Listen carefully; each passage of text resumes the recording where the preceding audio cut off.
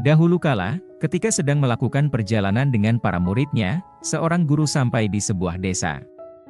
Lalu, ia memutuskan untuk tinggal di desa tersebut selama beberapa hari bersama para muridnya. Kabar ini dengan cepat menyebar di desa tersebut. Seorang guru telah datang ke desa mereka.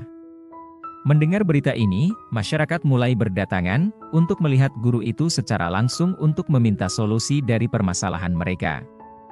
Lalu, guru itu pun memberi mereka semua solusi. Sementara itu, seorang warga berkata kepada sang guru, "Tuan, kami semua di desa ini mencari nafkah dengan bekerja keras, dan kami bersyukur kepada Yang Maha Kuasa atas apa yang diberikan kepada kami. Tetapi ada satu orang di desa kami yang tidak bekerja, dan terus-menerus menyalahkan Yang Maha Kuasa atas kemiskinannya. Ia selalu mencaci dan mengutuk Yang Maha Kuasa. Jika kami mencoba menghentikannya, ia mulai mencaci kami juga. Kami tidak tahu harus berbuat apa." Sang guru tersenyum dan berkata, "Kalian tolong bawa dia kepadaku." Lalu salah seorang penduduk berkata, "Wahai guru, orang itu sangat kasar. Ia juga bisa mencaci Anda. Dan kami tidak ingin melihat dia merendahkan Anda. Oleh karena itu, tidak pantas untuk memanggilnya ke sini."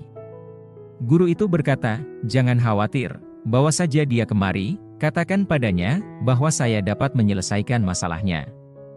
Setelah mendengar perkataan guru, beberapa penduduk pergi untuk mengajaknya. Awalnya, orang itu menolak untuk pergi menemui guru dan mengatakan, "Semua orang bijak munafik, mereka semua palsu.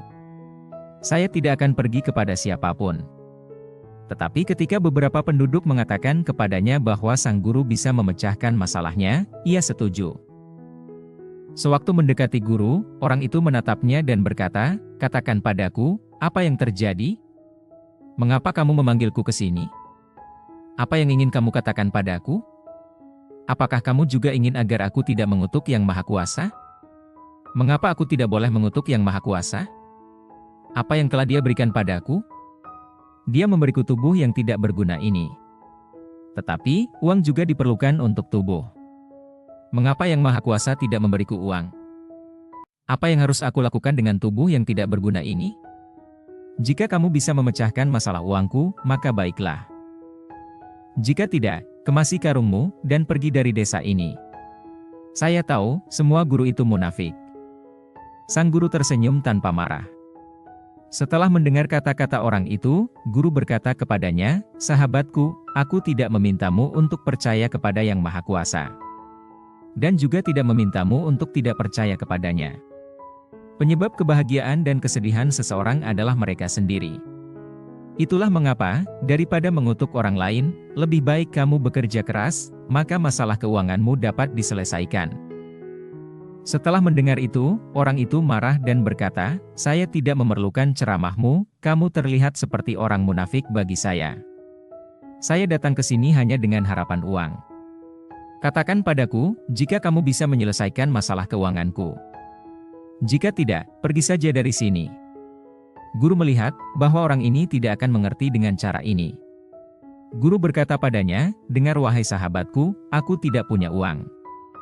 Dan juga tidak butuh uang. Tetapi aku kenal seorang raja yang bisa memberimu uang.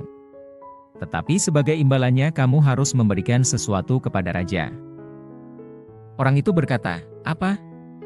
Apa yang bisa saya berikan kepada raja? Saya tidak punya apa-apa untuk diberikan kepadanya." Kemudian guru itu berkata, "Raja memiliki seorang putra yang buta sejak lahir. Penasehat raja mengatakan bahwa jika mereka bisa mendapatkan mata dari orang yang masih hidup, maka mereka bisa menyembuhkan mata putra raja. Jika kamu memberikan kedua matamu kepada putra raja, maka raja akan memberimu emas yang setara dengan berat badanmu." Dan orang itu berkata, "Apa yang kamu katakan? Saya harus memberikan mata saya. Mengapa saya harus memberikan mata saya? Saya tidak akan memberikan mata saya kepada siapapun. Tidak peduli seberapa banyak uang yang diberikan seseorang kepada saya." Guru itu berkata, "Tetapi kamu akan mendapatkan banyak uang sebagai imbalannya. Bukankah kamu butuh uang?" Orang itu menjawab, "Ya. Saya butuh uang, tetapi bukan berarti saya harus menjual mata saya demi uang. Jika saya tidak memiliki mata, lalu apa yang akan saya lakukan dengan uang itu?" Guru itu berkata, "Baiklah, jika tidak mau kedua matamu, setidaknya kamu bisa memberikan salah satu matamu. Dengan begitu aku bisa memberikan emas setara dengan berat badanmu." Orang itu berkata, "Apakah kamu sudah gila? Saya tidak akan memberikan satu mata pun sebagai imbalan untuk emas. Mataku tak ternilai harganya. Bagaimana mungkin saya menjual mata saya yang berharga ini?" Guru berkata, "Jika kamu menginginkan lebih banyak uang sebagai imbalannya, katakanlah padaku. Aku bisa memberimu lebih banyak lagi dari raja." Orang itu berkata, "Hentikan. Mataku tak ternilai harganya. Tolong tinggalkan masalah ini, saya tidak butuh uang. Saya tidak ingin menjual mata saya dengan harga berapapun." Mendengar hal ini guru berkata, "Sahabatku, beberapa saat yang lalu kamu mengatakan padaku bahwa tubuhmu tidak berguna. Tetapi sekarang, kamu mengatakan bahwa matamu sangat berharga. Matamu hanyalah bagian kecil dari tubuhmu. Jika matamu tak ternilai harganya, lalu bagaimana mungkin tubuhmu tak berguna?" Mendengar kata-kata guru ini, air mata mengalir di mata orang itu, dan dia jatuh tersungkur dan mulai menangis.